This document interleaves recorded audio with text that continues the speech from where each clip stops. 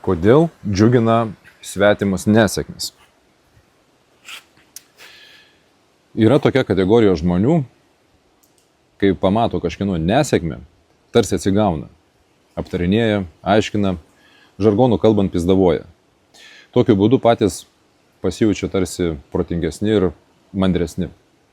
Tai yra pigus būdas pamaitinti savo ego ir rasti tokių pačių veikėjų, su kuriais galima blevizguti. Iš tikrųjų, apkalbos parodo žemę savivertę ir baimę išeiti iš komforto zonos ir tvarkyti savo gyvenimą. Jeigu žmogus viduje savimi nepasitikė, kito žmogaus kritikavimas jam leidžia pasijausti vertingesniu. Visada yra lengviau kažką pizdavoti, nei pripažinti savo trūkumus ir juos keisti. Sąmoningi žmonės kitų nesėkmes naudoja kaip pamokas. Jie analizuoja ir mokosi.